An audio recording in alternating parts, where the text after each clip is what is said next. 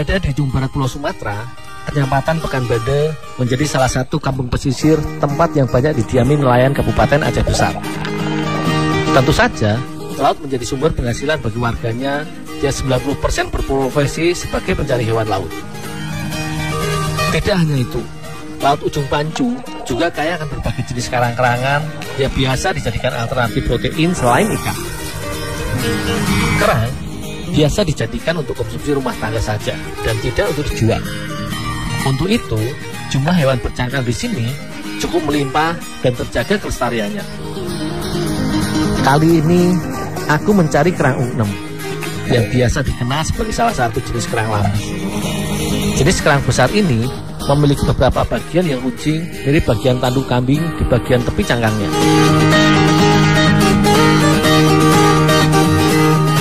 Ugnem juga biasa disebut kerang laba-laba yang biasa ditemukan pada kedalaman 1 hingga 3 meter.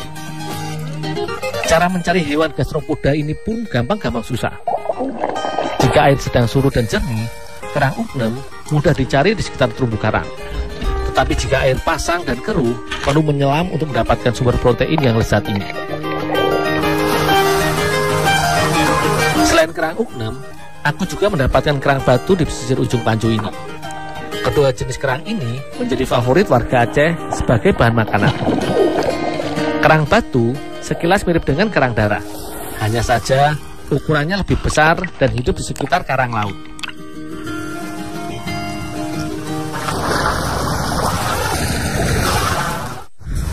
Bang, ayo bang, dapat banyak bang. Bersama Bang Jul dan Fahmi, hasil buruanku ini akan kami masak menjadi gulai asam merah. Sama dengan pengolahan kerang pada umumnya, yang dimakan adalah isi dalam kerang. Untuk itulah, sebelum dimasak, isinya harus dikeluarkan terlebih dahulu dari cangkangnya. Kerang yang aku dapat langsung dibakar. Dengan dibakar, cangkang kerang yang terbuat dari kapur ini akan rapuh dan mudah untuk dipecahkan. Cukup dibakar sebentar, cangkang kerang sudah bisa dibuka.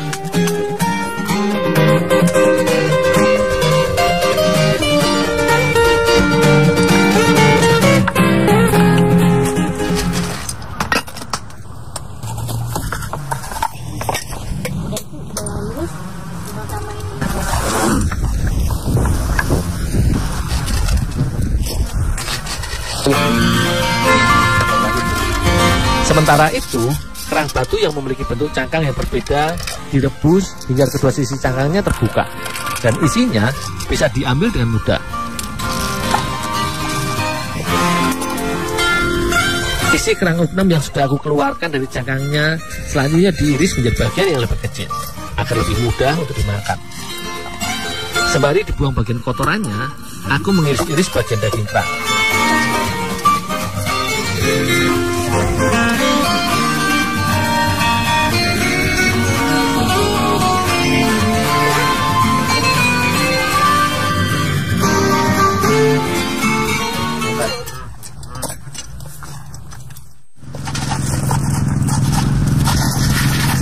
Bumbu masak cabai merah terdiri atas cabai rawit dan cabai merah yang digiling halus oleh Bang Jul.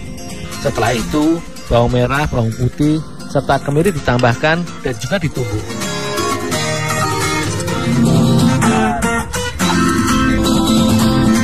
Selain itu, bubuk ketumbar serta bubuk cabai kering akan memperkaya rasa pedas dari masakan kerang ugnem kami nantinya. Sebagai pengharum dan memberi aroma, kayu manis, bunga lawang, dan serai akan dimasukkan utuh ke dalam masakan.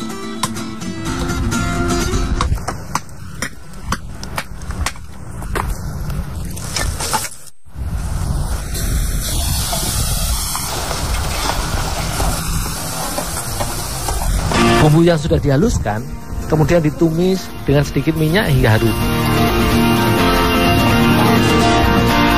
Begitu pula dengan serai dan kayu manis serta bunga lawang ikut dimasukkan ke dalam tumisan.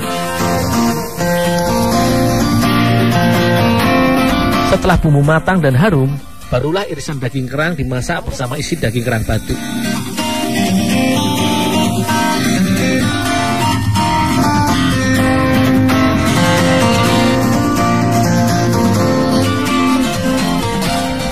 Pakan kerang asam merah ini juga bisa ditambahkan dengan kentang iris.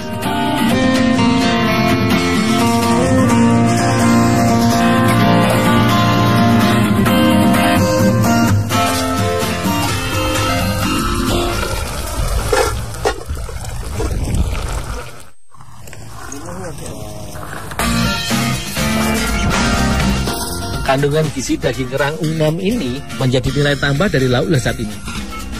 Kaya asam lemak omega 3, daging kerang bermanfaat mengendalikan tekanan darah. Proteinnya juga baik untuk pertumbuhan dan pemeliharaan jaringan tulang. Tentu saja, mengkonsumsi makanan laut secukupnya dan tidak boleh berlebih untuk mendapatkan manfaat yang optimal.